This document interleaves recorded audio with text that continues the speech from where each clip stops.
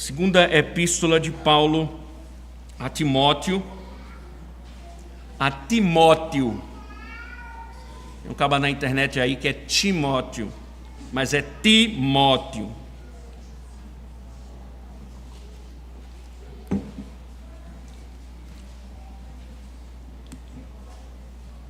Que em algum momento eu falar Timóteo, desconsidere, viu? É Timóteo. Diz o Senhor: Paulo, apóstolo de Cristo Jesus, pela vontade de Deus, conforme a promessa da vida em Cristo Jesus, ao amado filho Timóteo, que a graça, a misericórdia e a paz da parte de Deus Pai e de Cristo Jesus, nosso Senhor, estejam com você.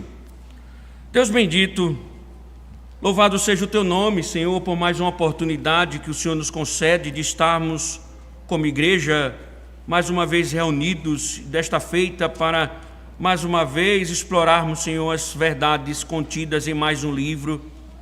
E te pedimos, Senhor, que o teu favor possa nos acompanhar como sempre tem sido, que a tua voz poderosa possa nos encontrar como sempre tem nos encontrado, e que o Senhor, ó Deus, sempre nos edifique como tem nos edificado, porque a glória, ó Deus, deve ser dada unicamente ao Senhor, em nome de Cristo.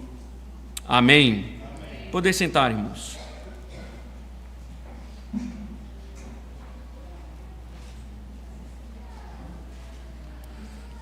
Bom, como já foi informado, a partir de hoje retornamos às exposições do Novo Testamento para dar seguimento às exposições nas epístolas aos Coríntios. Nós já fizemos a exposição da primeira, aos Tessalonicenses já fizemos a exposição da primeira, Timóteo, fizemos a exposição da primeira carta, e Tito. E vamos exatamente iniciar hoje pelas epístolas pastorais. Então, nossa pretensão é iniciar 2 Timóteo e continuar até finalizar em Tito.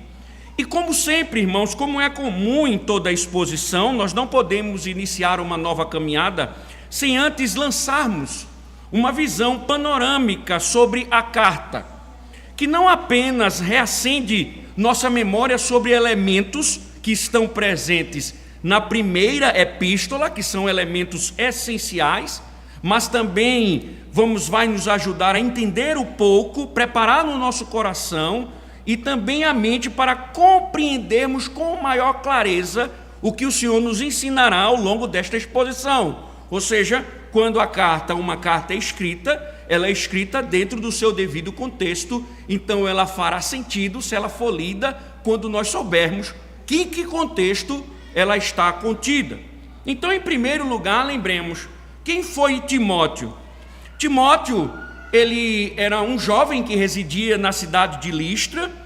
Os estudiosos, a Bíblia, insinuam, especialmente a Bíblia, que Paulo pode ter sido um instrumento de sua conversão quando Paulo exercia ali o seu ministério. Você pode ler Atos 14, por exemplo, 1 Timóteo, capítulo 1, você pode ver essa menção em 1 Coríntios, capítulo número 4, e vamos ver também em 2 Timóteo.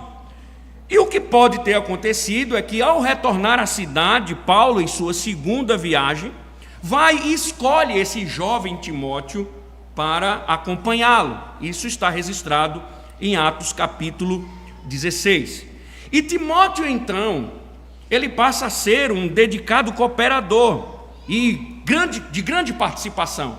Ele atuou em Bereia, atuou em Atenas, isso você vê em Atos 17, atua em Corintos, Atos 18 registra, e Paulo na segunda carta fala sobre isso, e também na viagem rumo a Jerusalém, conforme está registrado no capítulo 20 de Atos. Esteve com Paulo, Timóteo, esteve com Paulo durante sua primeira prisão em Roma. Então, Paulo havia sido preso em Roma pela primeira vez, e ele esteve com Paulo durante sua prisão, e após a libertação de Paulo, ele é enviado à cidade de Filipos. Paulo registra isso no capítulo número 2 da epístola aos Filipenses. E por isso, irmãos, Paulo frequentemente, se você quer saber o nome que Paulo cita com frequência em suas epístolas, você vai perceber que frequentemente o apóstolo Paulo, ele o menciona em suas epístolas, inclusive, não só mencionando, mas dizendo sua participação e também informando que Timóteo, por muitas vezes, foi enviado às igrejas como representante do apóstolo. E, posteriormente, já depois dessa história, ele foi designado como pastor da igreja de Éfeso, conforme nós vemos na primeira epístola, no capítulo 1, quando Paulo diz que deixou ele na cidade de Éfeso para combater o falso ensino. Isso é só um resumo, irmãos, e tudo isso para mostrar que não é de admirar o fato de Paulo chamá-lo de amado filho, de querido, um laço de fato de intimidade de forma impressionante. Agora, quando nós consideramos esse enredo, né, um jovem, aqui cabe uma breve consideração. Timóteo tinha quantos anos?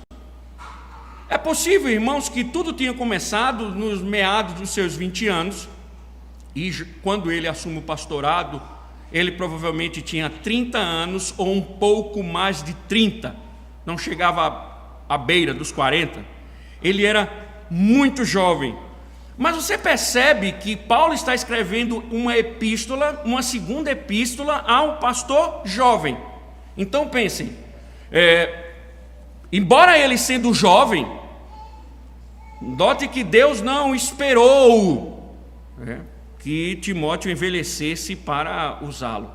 Você vê alguém que na sua juventude está sendo forjado por Deus, trabalhando e servindo a obra do Senhor, e é impressionante, irmãos, porque Timóteo, ele é enviado a igrejas problemáticas. Timóteo está presente em igrejas em que Paulo escreve e apresenta os problemas delas.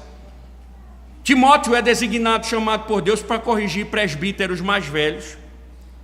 Pastoreia uma igreja difícil, a igreja de Éfeso.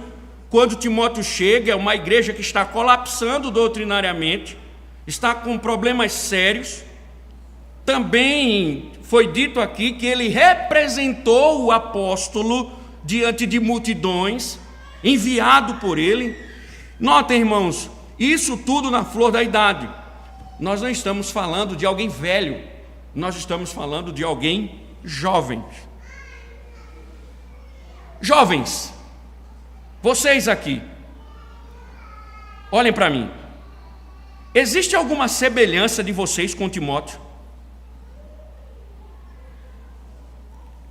Para que serve hoje a sua juventude? Para que serve a sua juventude hoje no reino de Deus?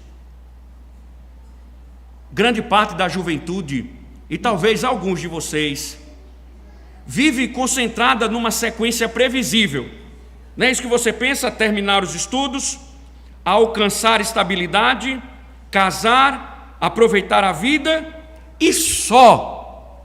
Então, talvez você pense, quando sobrar tempo, eu vou pensar seriamente em servir a Cristo. Veja, não há pecado algum nessas coisas. Quando a vida ela é organizada primeiro para si, e apenas depois para Deus, aí elas se tornam pecaminosas. Por quê? Porque nessa estrutura, Deus acaba recebendo somente o que sobra. Um tempo que já está repleto do cansaço, uma atenção que está dividida e força que já está gasta com tudo aquilo que colocamos antes do Senhor. Por isso é importante entender o que Paulo diz na primeira epístola dele aos Coríntios. Abra o capítulo 7 e veja o que diz o verso 32 a 34 da primeira epístola. Primeira epístola de Paulo aos Coríntios, verso 32 a 34 do capítulo 7.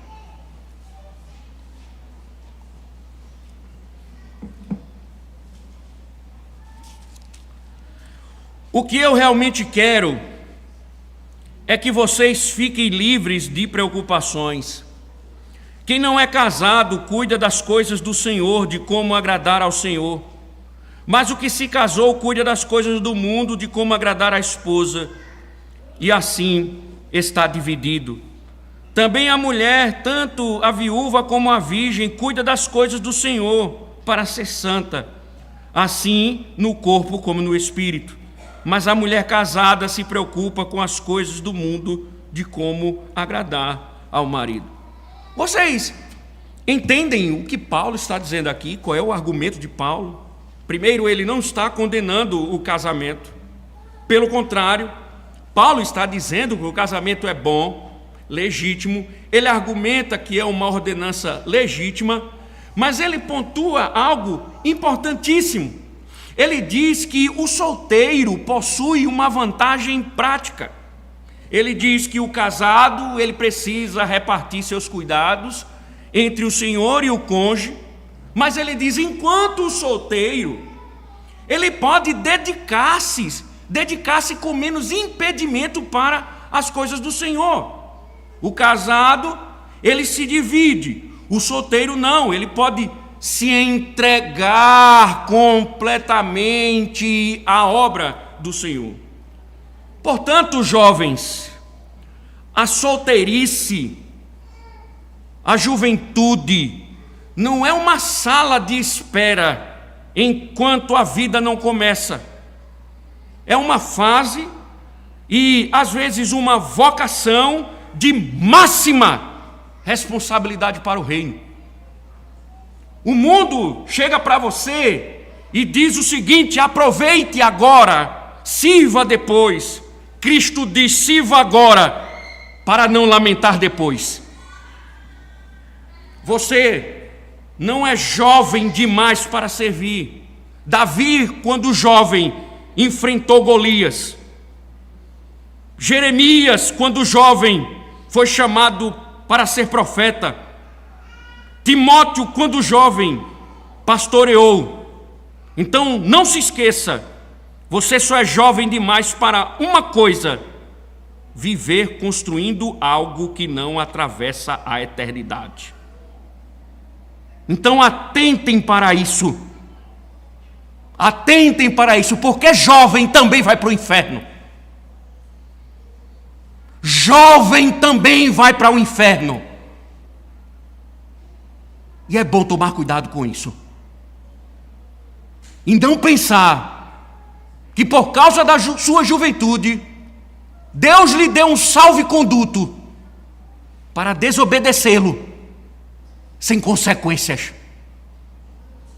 Então tome cuidado para que sua juventude não seja desperdiçada com aquilo que vai destruir a sua alma.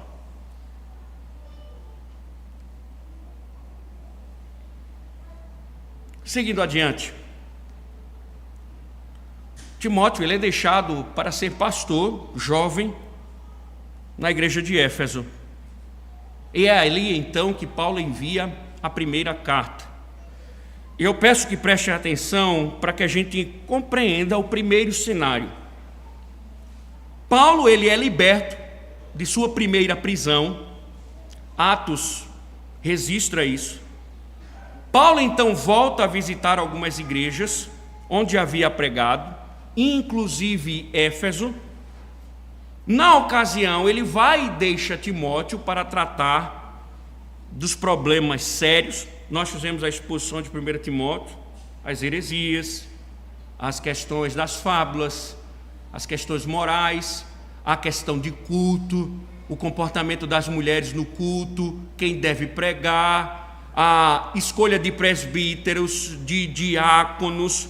Então, a carta, ela vai justamente ser uma bússola, a primeira carta, ela vai instruir Timóteo a como revitalizar a igreja, como organizá-la, como deixá-la com cara de igreja.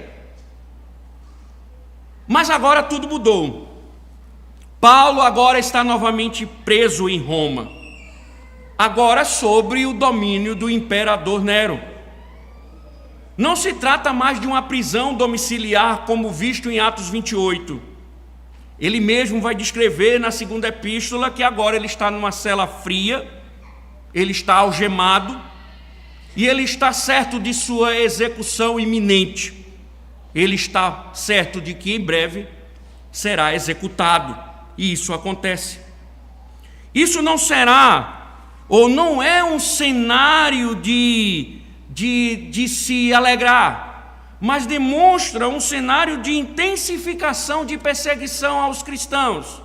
Nero era um cara mau, e é um cenário que amedrontava a todos. Não é à toa que Paulo vai dizer: muitos se afastaram. Cooperadores, por causa da perseguição, abandonaram o campo. Então, esse é um contexto de perseguição por todos os lados. E a igreja precisava resistir. A igreja precisava lidar com isso, nesse momento de tormenta. Assim como o jovem pastor precisava perseverar. Paulo está preocupado com Timóteo. Como é que ele vai reagir diante disso? Se o seu amigo está preso, pronto para ser executado. Parece que Paulo fala muitas vezes que soube que Timóteo estava desanimado, estava entristecido. E Paulo então, irmãos, escreve essa segunda epístola. Se a primeira era para estruturar a igreja, a segunda é um clamor para que a igreja permaneça firme no mundo que está ameaçando. Por isso ele vai escrever a Timóteo dizendo: não desanime, persevere, sofra. E o tema dominante desta carta, irmãos, pode ser resumido em 3 verbos: guarda, sofre, transmite o evangelho, que vai se desenvolver por mais de 25 imperativos. Por exemplo, reaviva o dom, suporta o sofrimento, permanece na verdade, prega a palavra. São mais de 25 imperativos que Paulo escreve a Timóteo. Em resumo, quando a igreja ela perde apoio, irmãos, prestígio, proteção, só resta uma coisa: fidelidade. Repito, quando a igreja perde apoio, prestígio e proteção, só resta apenas uma coisa: fidelidade. Então, a segunda epístola de Paulo a Timóteo não é um manual de crescimento, mas é um manual de perseverança. Ensina como permanecer, continuar, prosseguir, quando tudo no mundo está ruindo, inclusive a fé de muitos diante das perseguições. Claro, irmãos, reflitam. Esse cenário não pertence apenas ao primeiro século. Vivemos num mundo que desrespeita e pressiona a fé. Se você não vê isso, está na hora de acordar.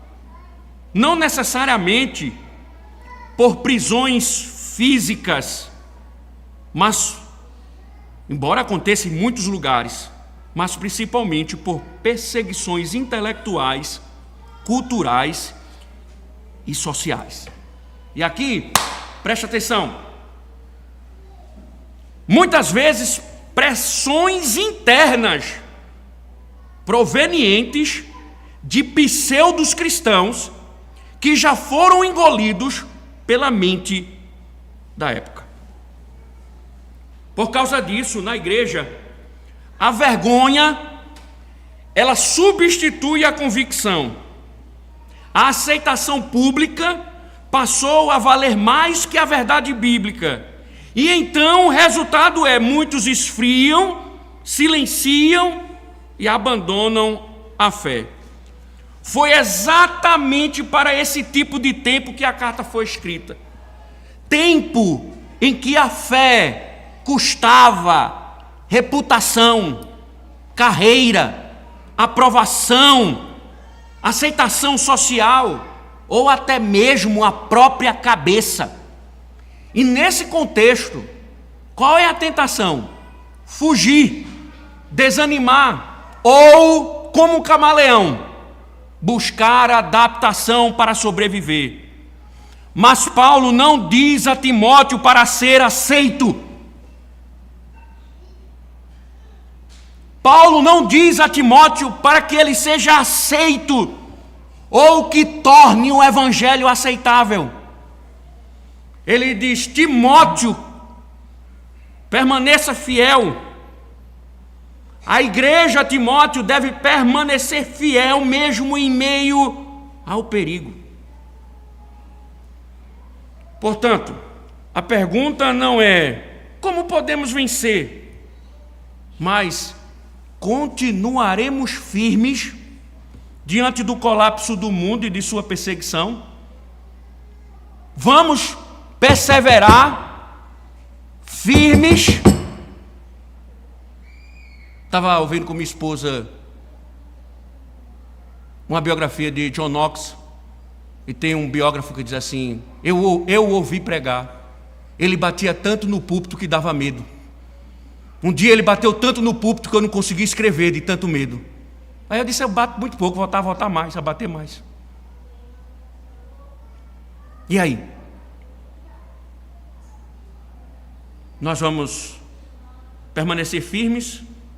Vamos nos render e vender a nossa própria fé, buscando um lugar neste mundo? Vamos negociar? Paulo está dizendo: não, Timóteo, não se prostre. Quando tudo e todos se prostram, fidelidade, Timóteo, é permanecer. E aqui veio uma reflexão importante. Se a sua fé nunca cria tensão com o espírito do tempo, talvez você não esteja perseverando na fé, mas ajustando-a. Quando o mundo está aplaudindo suas convicções, quando o mundo aplaude seu entendimento, quando o mundo diz que você está certo, não presuma maturidade espiritual. Lembre-se, permanecer aceito o tempo todo pode significar não que você aprendeu a viver como cristão, mas que aprendeu a viver sem parecer um. E talvez por isso você não sofra perseguição.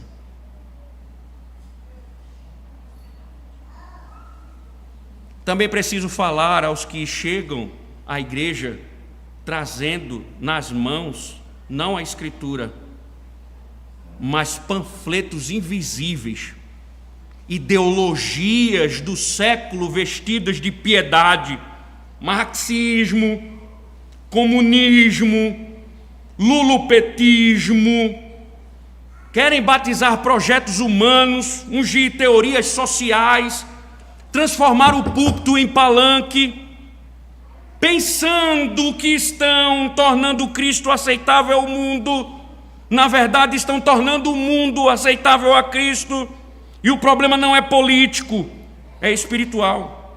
Quando o homem começa a ensinar a Deus o que é justiça, ele já declarou independência do céu. Porque Cristo não é símbolo de revolução humana, ele é rei. E reis não são reinterpretados, são obedecidos. Por isso, deixa eu te dizer uma coisa: se você por acaso defende essas bizarrices, não estamos numa mesa de negociação. Paulo não colocou Timóteo lá em Éfeso para negociar, mas para batalhar pela verdade. Então entenda, nós não estamos num campo de negociação, estamos num campo de batalha espiritual. Como Paulo exorta Timóteo a combater o bom combate, também somos constrangidos a fazê-lo. E aqui entra a espada, não a de ferro, mas a do Espírito, a palavra de Deus. ela não fere a carne, mas corta presunções. Não derrama sangue, mas expõe corações. Então seja homem, fale. Exponha as suas ideias. Vomite-as. Traga-as à luz. Eu não preciso silenciar você, a própria Escritura fará isso. Porque toda língua que insiste em ensinar o que Deus não disse encontra a lâmina do Evangelho. Uma espada que corta não a boca do homem, mas a mentira que sai dela. E fique certo, eu estou com essa espada pronto para cortar a sua.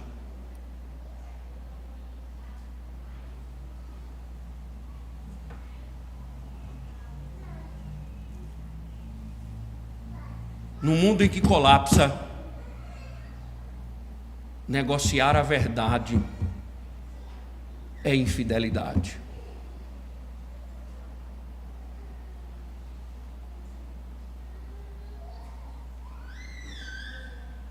E eu não fui chamado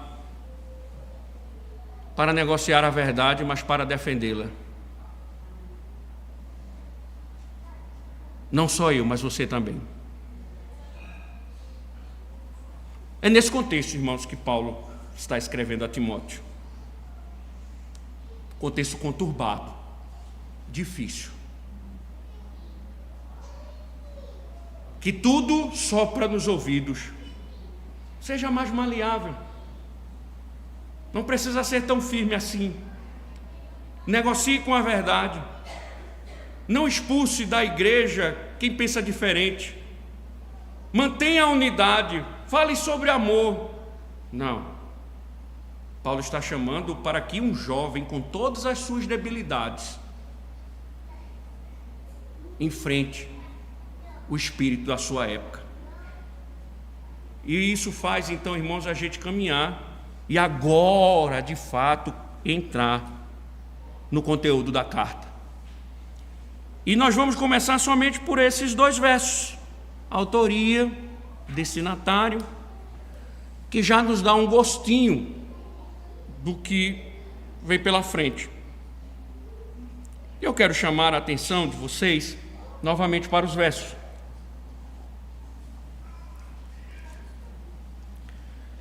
O início ele parece simples. Veja, Paulo, apóstolo de Cristo Jesus, pela vontade de Deus, conforme a promessa da vida em Cristo Jesus. Parece simples, como todas as cartas, aparentemente simples. Só parece. Logo na primeira linha, irmãos, as primeiras palavras revelam uma cadeia de significados que já antecipam o conteúdo de toda a epístola.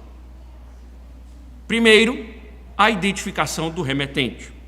Paulo, apóstolo de Cristo Jesus, pela vontade de Deus. Como sempre, Paulo ele se apresenta como apóstolo. Não como um título honorífico, mas como um ofício histórico.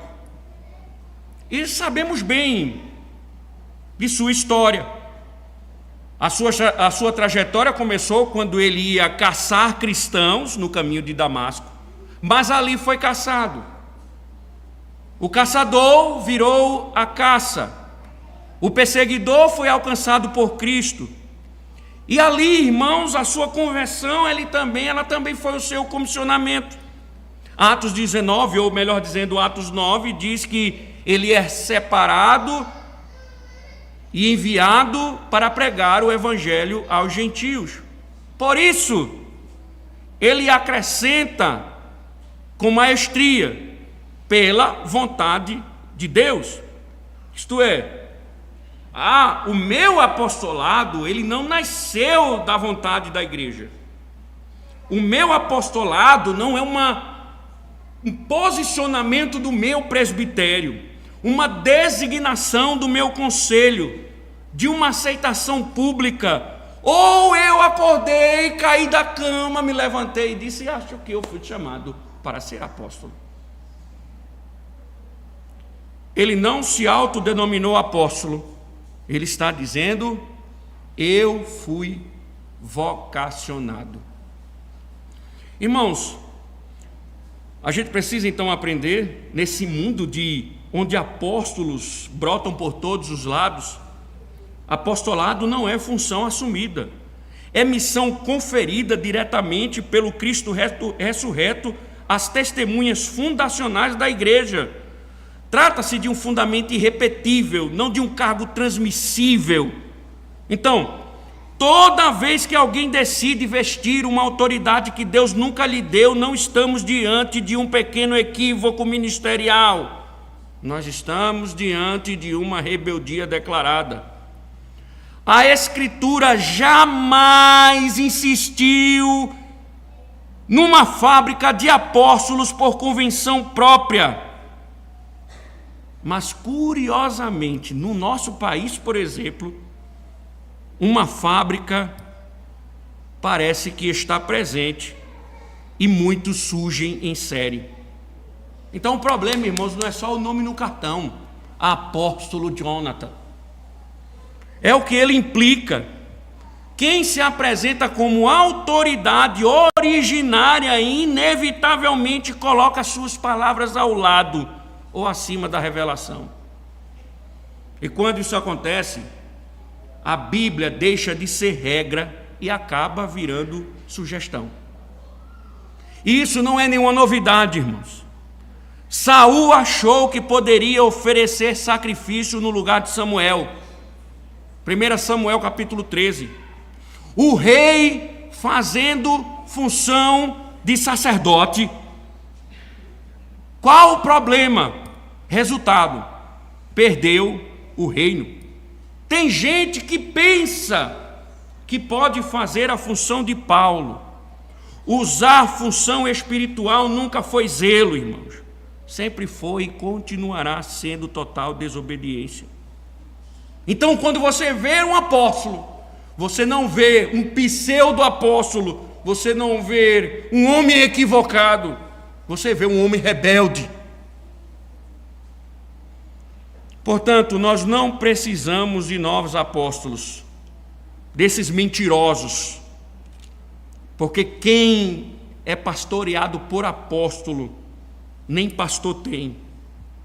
E nós não precisamos de apóstolos, mas de bastante humildade para permanecer no ensino dos verdadeiros apóstolos. E é justamente esse ponto que está em vista. Paulo não está aqui dando uma carteirada afetiva ao seu filho Timóteo, filho na fé. Pelo contrário, entendam, justamente por amá-lo, ele vai delimitar a relação. Entendo, irmãos, há um laço de fé, de paternidade espiritual, mas também uma fraternidade que se assemelha de um pai como de um filho em sua relação. Mas Paulo diz: eu sou apóstolo, chamado por Deus para dizer a Timóteo, assim como ele disse na primeira carta, que a sua paternidade espiritual não suaviza a autoridade apostólica, ela a fundamenta. Isto é, Timóteo, assim como foi na primeira, na segunda, não poderia ler aquelas palavras como conselhos úteis de um amigo experiente, que a gente às vezes decide se segue ou não, que por vezes até com boa intenção nos aconselha, mas não são bons conselhos. Não, Timóteo, sou seu pai na fé, pai espiritual, mas lembre-se, antes de tudo, eu sou apóstolo, eu sou chamado por Deus. Então, as minhas palavras, não ouça como minhas palavras, mas como mandamentos de Cristo à sua igreja. Não é minha opinião, não é opinião pastoral, é regra normativa. E a sua vida, Timóteo, e a vida da igreja, como ele já disse, dependem. A vida sua e a da igreja dependem das instruções serem aplicadas não como sugestões, mas como mandamentos do Senhor. O que eu estou escrevendo é ordem de Cristo, porque eu sou apóstolo dele. Eu represento, eu estou falando em nome dele. Portanto, siga-o. Isso, irmãos, fala a liderança da igreja. No caso, o ministro.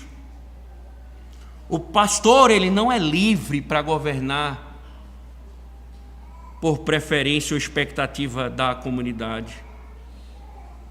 O ministro, ele é um homem sob autoridade. A palavra é regra a ser obedecida. Isto é, quando um pastor conduz a igreja segundo o gosto do povo, ele não está sendo sensível, está sendo infiel. Problema da igreja de Éfeso, problema do que a igreja pensava, problema do que a liderança iria dizer. Paulo está dizendo: você vai receber ordens de Cristo, cumpra, porque se você tentar ser sensível, você vai ser infiel. E esse é um ponto, irmãos, que as Escrituras falam. O ministro fiel, ele prefere desagradar as pessoas do que desagradar a Deus, do que desagradar o Senhor. Sabe por quê?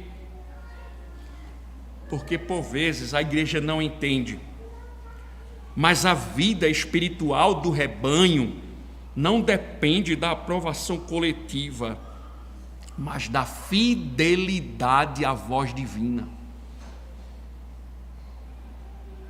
A segurança de um rebanho não está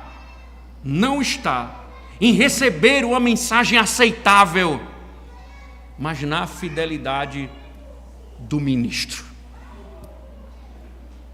A maior glória que uma igreja no tempo pode receber é um ministro fiel no púlpito. É a maior honra e o maior presente de Deus em nossa época. É a igreja receber um ministro fiel no púlpito.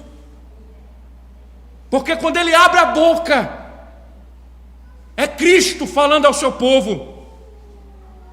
Quando ele proclama a verdade, é Cristo instruindo o seu povo, conduzindo o seu povo. Assim como é uma grande desgraça um pastor fiel no púlpito, porque onde no Cristo não fala, o diabo proclama. Onde Cristo não fala, o erro se propaga. Onde Cristo não fala, a morte espiritual reina. Onde Cristo não fala, as pessoas estão mortas, pensando que estão vivas.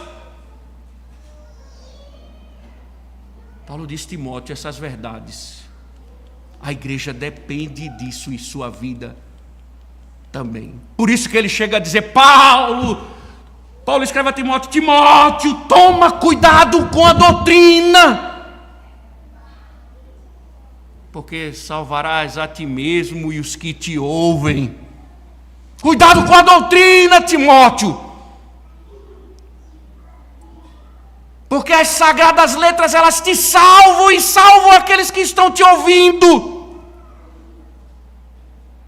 Então Paulo diz a Timóteo: não veja como um amigo, mas como Cristo lhe instruindo. E o ministro, irmãos, não depende da aprovação coletiva, mas da fidelidade à voz divina. O nosso catecismo maior ensina que na pregação fiel, a palavra deve ser recebida não como palavra de homens, mas como realmente é palavra de Deus, com fé, amor, prontidão de mente e disposição para obedecer. Isso atinge os dois lados, do púlpito O pregador não tem o direito de suavizar o texto. O pregador não tem o direito de suavizar o texto. E o ouvinte não tem o direito de tratá-lo como palestra religiosa. Sabe por quê?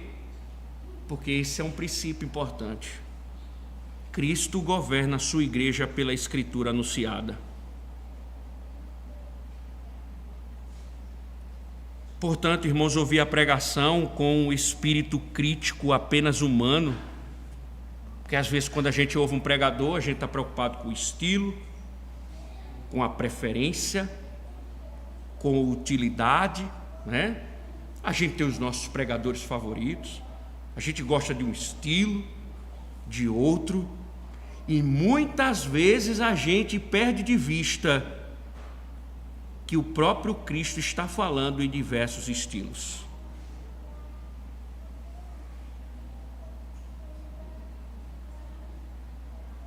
A questão é se o ministro está sendo fiel, é Cristo falando à igreja, e a igreja tem que ouvir como se fosse o próprio Cristo. Por isso, irmãos, a igreja não deve procurar um líder que a represente, mas um servo que se submeta à palavra.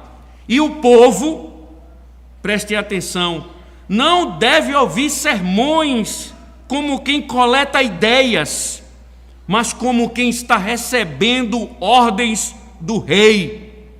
Se é Cristo falando através do ministro, eu tenho que ouvir as palavras de Cristo sendo proclamadas, porque se vira conselho, começa a morte espiritual. Então, quando você estiver ouvindo a pregação, entendam, é Cristo se dirigindo a vocês. É Cristo falando ao seu coração. Não se esqueça disso. Agora ouça com atenção. Quando o apóstolo escreve, as correntes já lhe roçam os pulsos, e a espada do imperador já projeta sua sombra sobre o chão da cela. Ainda assim, irmãos, ao descrever o conteúdo do seu ministério, Paulo não fala de argumentos refinados, Paulo não fala de estratégias para escapar da morte, mas declara a Timóteo segundo a promessa da vida que está em Cristo Jesus. Que contraste santo! A morte lhe bate à porta, ele vê o dia em que perderá a cabeça, e ele fala a Timóteo respondendo, falando de vida. Como um homem à beira do abismo, que em vez de gritar desespero, em vez de mostrar uma alma atormentada, angustiada, ele escreve a Timóteo para apontar um sol nascente. Sabe por quê, irmãos? Na carta a Timóteo nós aprenderemos que o Evangelho não é mero consolo psicológico para dias difíceis. É um decreto celestial de vida para homens mortos. O Evangelho não é anestesia para a dor, que muita gente usa o Evangelho para anestesiar as suas dores. É ressurreição para cadáver espiritual. Portanto, Timóteo tinha todos os motivos para continuar a perseverar em meio às pressões, até contra a sua própria vida. Veja a doçura dessas palavras: promessa de vida. O mundo romano estava ameaçando, irmãos. Leia a história, você vai entender os contornos. Paulo chega a chamar Nero de leão, devido à sua atrocidade, devido à forma como ele não poupava suas vítimas. Vamos ver ele dizendo isso na segunda epístola, e Eusébio de Cesareia registra isso na história eclesiástica, que Paulo chama ele de leão, devido à sua atrocidade. Então veja, o mundo romano estava ameaçando, autoridades perseguindo por todos os lados, cristãos morrendo, a espada ameaçando separar o corpo do pescoço, mas Paulo está dizendo: continua, Timóteo, porque não podem separar a alma de Cristo. Persevera, Timóteo. O império tem o poder de tirar sangue, mas não tem o poder sobre a eternidade. Insiste, Timóteo, continua. O carcereiro pode fechar as portas, mas não pode trancar o céu. Insiste, Timóteo, porque homens podem matar o corpo, mas não podem revogar esta promessa. E a vida eterna não depende da tolerância do mundo, nem da estabilidade das circunstâncias, nem da saúde do corpo. Ele repousa na fidelidade imutável do Filho de Deus. Por isso, indiretamente, quanto mais a morte se aproximava, e essa era a sensação, Timóteo escreve para que o Evangelho se torne mais luminoso, como estrelas aparecem num céu escuro, para que ele encontre no Evangelho o consolo para continuar, porque ele sabe, irmãos, que quer conquistar coisa dos cristãos, quer dobrar o joelho dos crentes. Você quer convencer os crentes a mudar de ideia, os crentes a mudarem de ideia? Sabe como? Basta dizer: você vai morrer. Eu vi na pandemia a quantidade de crentes que abandonaram a igreja com medo de morrer. Imagine se instalar uma perseguição do nível de Roma. Vai ter homem que até saia vai colocar.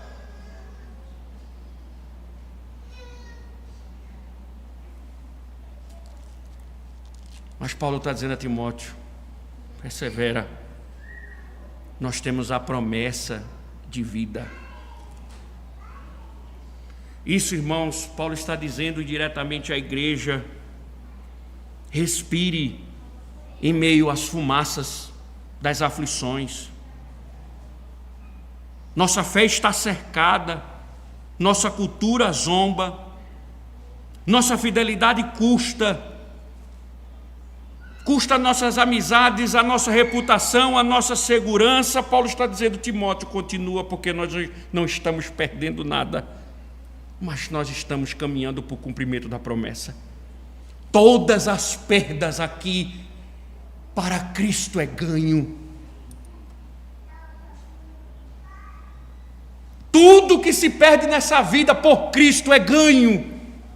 Continua, Timóteo.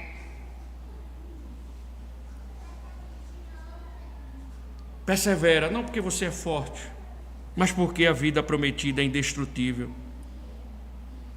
Então, Paulo está dizendo a Timóteo que a esperança não é um sentimento otimista, é uma realidade objetiva guardada em Cristo. Viva com este propósito, Timóteo, e não tema nada, porque nenhum decreto humano pode rasurar o contrato da eternidade. Nenhuma espada pode anular a promessa de vida eterna. Portanto, para a igreja, irmãos, não tema quando a obediência trouxer peso. Não fique espantado quando a fidelidade trouxer isolamento. O mundo só tira aquilo que é temporal. E exatamente por isso não pode tirar aquilo que é essencial. Por isso, irmãos, enche minha alma quando leio biografias. Quando eu vejo homens da história da igreja sendo queimados vivos e cantando os salmos, o fogo consumindo o seu corpo e ele cantando as escrituras, porque eles sabiam da glória futura.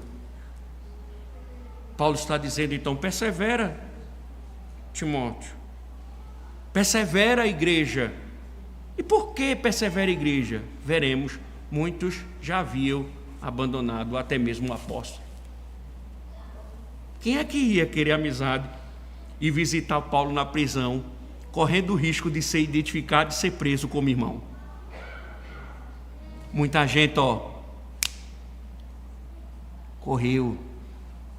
Muita gente foi como Pedro: eu te vi. Tu não estavas com Galileu? Eu?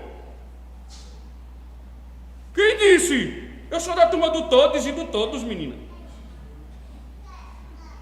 Quem disse a você? Eu votei em Lula, tu não viste não? Foi 13, confirma. Tu não viste não que eu defendo a causa do alfabeto todinho?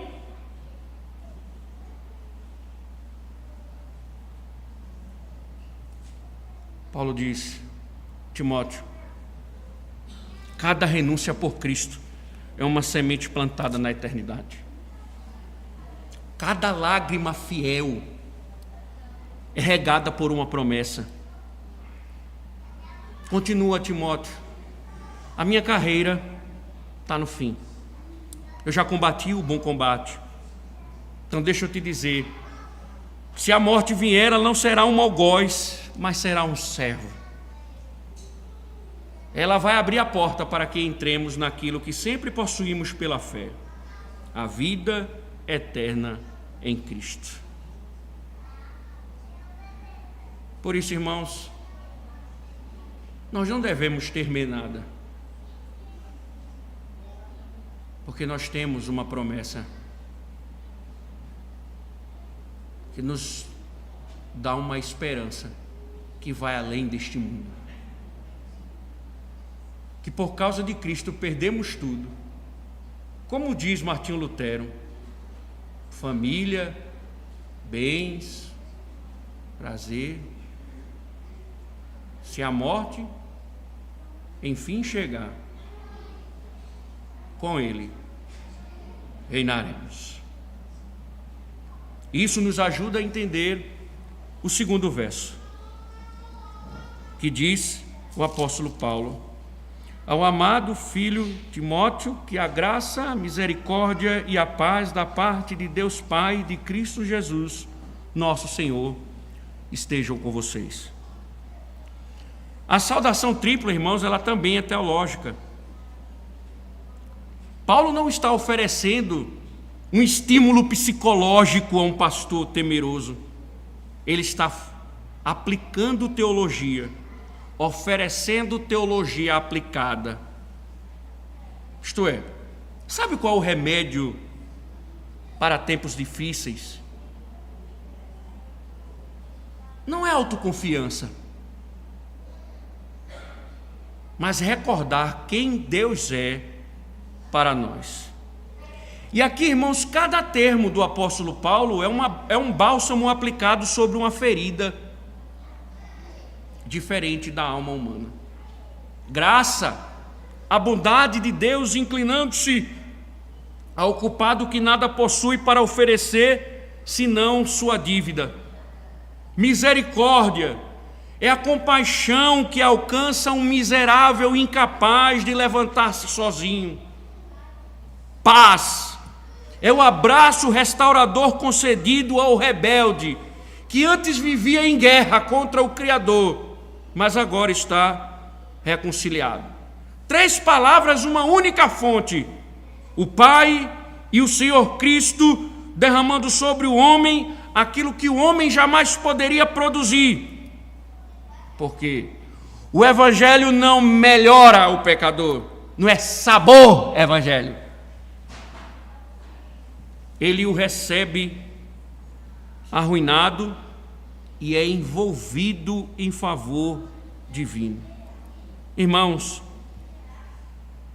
que alívio para Timóteo. Timóteo, irmãos, precisava ouvir isso porque ele estava num campo de batalha, não em um jardim. Os inimigos não estavam somente fora da igreja, mas dentro dela, cercado por falsas doutrinas, por falsos irmãos, pressionado por opositores, consciente de sua juventude, ciente de que muita gente da igreja não se submetia a ele porque ele era jovem, consciente de sua fragilidade, por causa até mesmo de suas doenças físicas. Talvez em tempo em que a fumaça se instalava, temeroso quanto à sua vida, ele aprende nessas palavras que não é sustentado por sua própria força, mas por misericórdias abundantes. Por isso, essas formalidades, essas palavras não são meras formalidades, que a gente usa as coisas santas com formalidade, né? Pai do Senhor, é tão formal que a gente só escuta o Senhor no final. Pai do Senhor, né? Eu vou orar por você. O cara nunca orou pelo indivíduo, mas eu vou orar por você, viu? E a gente começa a tratar certas coisas com formalidade. Paulo não está sendo formal aqui, mas ele está dando uma provisão a Timóteo em meio à guerra. E continuam sendo hoje, irmãos. Isso ensina aos ministros, aos pastores, de uma forma em geral: não tema nada, não temos desafios, a sobrevivência será apenas pela mesma graça que você prega, pela mesma misericórdia que você anuncia e pela mesma paz que você oferece. Como se Timóteo estivesse ouvindo de Paulo: Timóteo, quem cuida do pastor é o próprio Deus. Que a graça, a misericórdia e a paz estejam com você. Ele vai cuidar de você. Ah, que coisa maravilhosa ouvir isso. Porque somente Deus tem as ferramentas que sustentam o ministro do Evangelho em meio às lutas. E a igreja também. Porque muitas vezes o povo começa tão firme, né? Primeiro amor, está na igreja, parece rato de igreja. É homem, mas é reunião da mulher, ele quer estar no meio. É mulher, mas é homem, mas ele quer estar no meio. É mulher no meio, aquele fervor inicial. E muitas vezes começa firme. Quantos aqui não foram assim? Começaram firmes, inabaláveis, imparáveis. O pastor não precisava nem pedir nada, já queria servir, amar a igreja, trabalhar na igreja. Mas aos poucos vai se curvando, vai se dobrando, vai suavizando a doutrina, porque não quer ser rejeitado. Depois vai silenciando as verdades, para não ser chamado de intolerante. Por fim, vai adaptando a vida para não sofrer perdas. A alma começa a colapsar, a alma começa a desfalecer. E o medo da perseguição vai corroendo a convicção. Um mundo constante assediando vai anestesiando a consciência. Porque vocês percebem que todo ano, quando chega o carnaval, as enquetes nas redes sociais. Crente pode participar de carnaval? Eu não respondo, porque só a pergunta já é um absurdo. Aí veja, começa a corroer, aí você começa a fazer o quê? Seu casamento é guiado por psicologia. A educação do filho é dada ao Estado. O seu ventre, quem manda é você. É você quem diz quantos filhos Deus vai mandar. O dia do Senhor, você banaliza.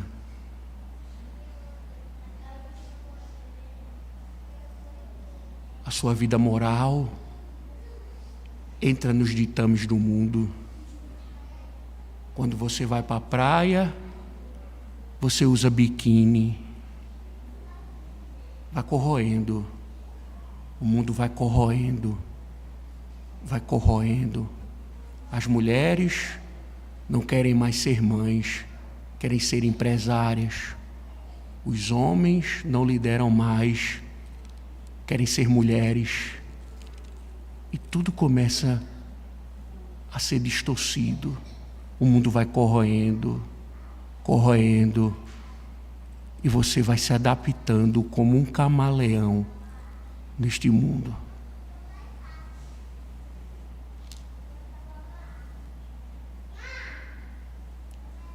A fé, ela não é negada de uma vez. Ela vai sendo negociada aos poucos.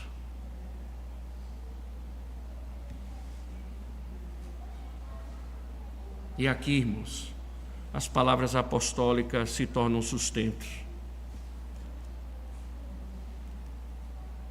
Timóteo, você deve continuar, porque você possui graça. Você não depende da aceitação do mundo. Ainda que a igreja pense diferente, ainda que a igreja ache que criação de filhos é um assunto particular somente, ainda que a igreja ache que métodos abortivos, vasectomia, ligadura, DIU, sejam normais, ainda que este mundo entre na igreja e normalize tudo, Timóteo, continua firme, porque você possui graça, porque você possui misericórdia, porque você tem a paz. Quando o crente entende isso, percebe que a maior tragédia não é ser rejeitado pelos homens, mas afastar-se de Deus. Esse é o problema. Eu não esqueço da frase que eu ouvi. Pastor, uma irmã de tal igreja mandou avisar as mulheres de Parque Dourado que na cidade tem anticoncepcional.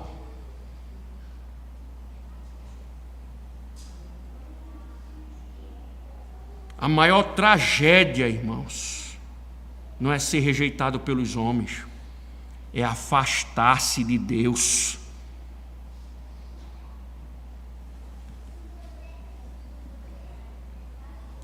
Não é os homens, não é entrar na trajetória dos homens, é fazer a vontade de Deus.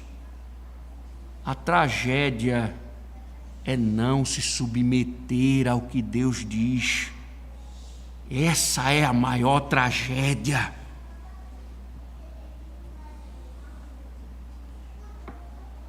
Por isso, irmãos, isso é um estímulo à igreja para não trocar a fidelidade por tranquilidade. Negociar a verdade para comprar alguns anos de conforto. Porque Paulo está dizendo a Timóteo: a graça que te salvou é suficiente para te sustentar, a misericórdia que te perdoou é suficiente para te restaurar, e a paz que recebeste é a mais sólida que qualquer tolerância cultural. O mundo, Timóteo, oferece segurança mediante silêncio, Cristo oferece vida mediante perseverança. E somente uma delas permanecerá quando todas as pressões cessarem. No dia da sua morte, só uma delas vai sobreviver. Se você foi fiel a Deus ou se você odiou a Deus. Se você amou a Deus ou submeteu à cultura. Se você pensou como Cristo ou como o mundo, somente uma delas vai prevalecer.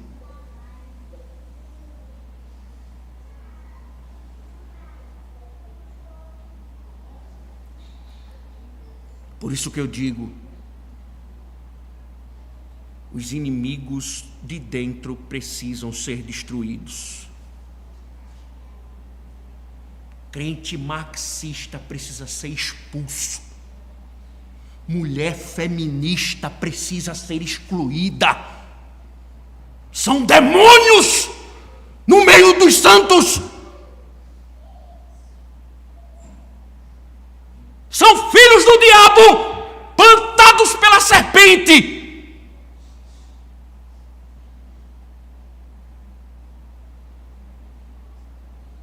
Uma feminista na igreja é o aborto do diabo no meio da igreja. E deve ser cortada pela raiz. Assim como um homem com falsas ideologias.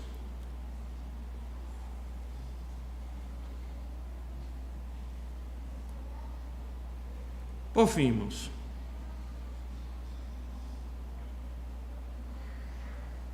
isso tudo aponta para Cristo no início.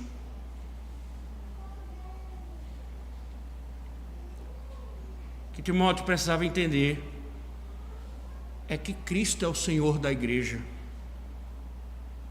Cristo é o Cristo da graça. Cristo é o Cristo da misericórdia. E é o Cristo da paz. É o Cristo que com Timóteo está guerreando e por Timóteo. É Cristo que concede isso. É Cristo o Senhor da igreja. E continuará com a igreja, protegendo a igreja, lutando pela igreja. E ele disse: as portas do inferno nunca prevalecerão contra ela.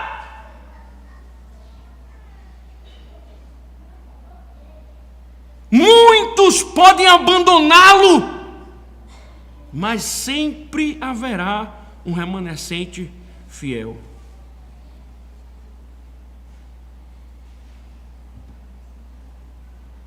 Lembre-se, quem ataca a igreja, seja por fora ou por dentro, ataca o Senhor dela. Não é contra nós que o mundo está se voltando, é contra Cristo. Paulo saiu para perseguir. Vou matar os cristãos. Deus o encontrou e Cristo disse: Saulo, Saulo, por que me persegues? Por que me persegues? Essa não é uma briga contra nós, é contra Cristo. E esse Cristo vai proteger o seu povo. Timóteo então persevera. Então Paulo dá inúmeros imperativos: reaviva o dom que há em ti. Não se envergonhe do testemunho. Sofre o que tiver de sofrer, Timóteo. Prega a palavra. Olha, esteja ciente que muitos me abandonaram, mas insiste. Fortifique-se na graça que há em Cristo Jesus. Participa dos meus sofrimentos. Lembre-se de Jesus Cristo, Timóteo.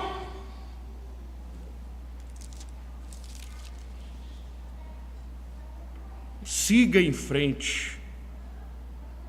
Eu vou morrer, Timóteo. Em breve, serei só lembranças. Mas continue. Você tem todas as promessas necessárias para se manter firme. Isso, irmãos, faz toda a diferença. Fez toda a diferença na vida de um jovem pastor. E faz toda a diferença na sua vida.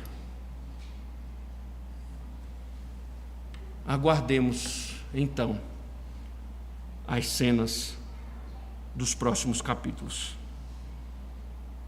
Amém. Obrigado, Senhor, por esse privilégio.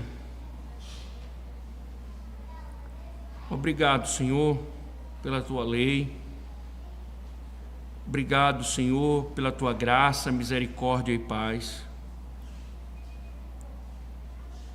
Pelas maravilhas, Senhor, por nos proteger